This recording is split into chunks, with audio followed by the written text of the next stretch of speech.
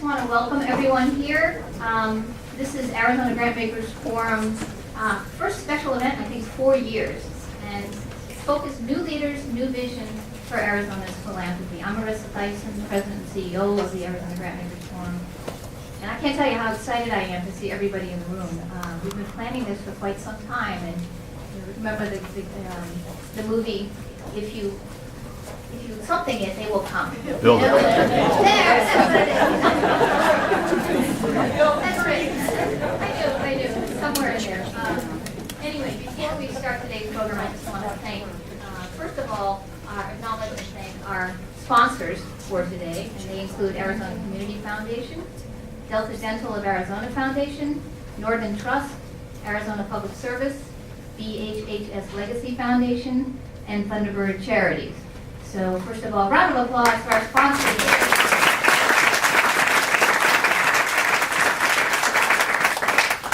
We've also had a number of vendors provide services and product for us for our event, so I just want to acknowledge them as well. And first is LC Photographia. They have generously donated their time here, both for the video presentation. We're going to be capturing this and hopefully posting this for posterity's sake. So that's part of it, and also taking photographs that we'll be able to post as well. So very much gratitude to them. Thanking Hensley Beverage Company, Arizona Stronghold Vineyards, Tito Handmade Vodka. You see a theme here? First Choice Awards and Fast Frame. So we're very grateful for the folks who have stepped up to help support this event for us. Definitely special thanks to our Special Events Committee. They've been helping us plan this event, it seems like for years. I know it hasn't been that long, but I would like the folks to stand as I call their names, just to acknowledge them for the hard work. So Mary Thompson of BHHS Legacy Foundation. Mary's our fearless chair for this event. Bridget Dayton from Catholic Community Foundation.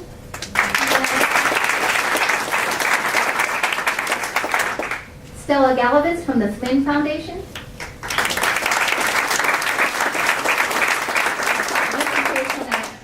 Julie Gavin from the Arizona Humanities Council. Way in the back. Barb Kozu. Not sure I did it quite right, Barb, but and she's from Delta Dental of Arizona Foundation. And Centauri Minor, Social Venture Partners, Arizona. And then I just have to thank my staff, and especially Kelly Salamkin. If you don't know Kelly, she's a master of event planning, and she has handled all the details of this with such calm. I'm the one being nervous, but she's the one calm, cool, and collected. So she's done a tremendous job, and thank you, Kelly, and Jerry for assistance as well. Yay.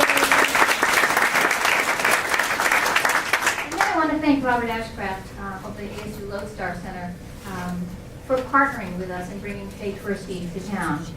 Robert and I have worked over the years to really enhance our partnership, and I think this is just a wonderful demonstration of what we can do together to bring an outstanding thought leader to Arizona and share it with the whole community. If you don't know, Faye was also a keynote speaker at Robert's event earlier today, so we're double dutying with Faye, and she's up for it. So we're just very grateful to Robert and the Lodestar Center, so thank you.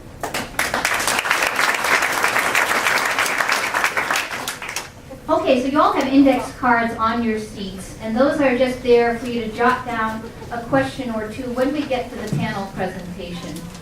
The thought is that we'll collect those and pick among them some that we think are particularly timely, given that we don't have all day to answer all the questions you might have. So just make note of any questions you have about midway through the panel presentation. So on with the program. Now I better be able to read. We gather at an extraordinary time in our state's philanthropic history.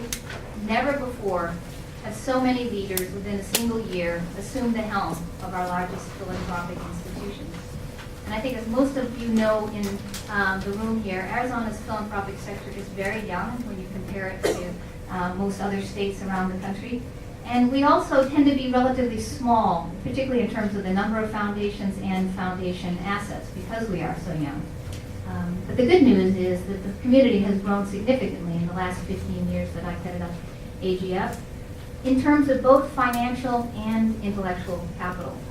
And I think this is incredibly fortunate because I don't have to tell any of you here, Arizona is facing some incredible challenges moving forward. And we have a brain trust in this philanthropic community that I think is going to be an incredibly valuable resource. I think our newly elected political leaders are facing a looming budget deficit, and I don't need to tell you, above $1 billion. And though most of all of us know, I think, that philanthropy can't begin to fill the gap, we have the potential to really contribute to the partnership. And you have on your seats a brochure that gives you some sense of what foundations can do in partnership with government. It was newly produced by AGF, and we think it's a good summary, and we hope to share this with our political leaders around the state to really encourage them to look at the philanthropic sector as a resource to support us through these difficult times. During the session, you're going to be learning more not only about the new leaders, but also their thoughts about how they can work together, use their philanthropic institutions to work collectively with other leaders around the state to address some of our biggest challenges. So we're going to begin the program with a conversation between Steve Selznow, President and CEO of the Arizona Community Foundation, and Faye Twersky, who is Director of Effective Philanthropy at the William and Flora Hewlett Foundation. She is also the author of a recent report focusing on the challenges facing new foundation leaders. And it's called Foundation Chief Executives as Artful Jugglers. So she'll be sharing with us some of her latest research results. And it just so happens that Faye is a friend and colleague of Steve Selznow. They both worked at the Gates Foundation a few years back. And it also wasn't long ago that Steve was a new foundation CEO here in Arizona. So I'm guessing that some of Faye's remarks today are going to resonate with Steve. And we thought rather than give Faye 20 minutes to talk, it might be less formal and hopefully even more informative to have Steve interview Faye about her research. So now I'm going to turn the show over to Steve and Faye. Please come up and carefully get into the seats. Just so.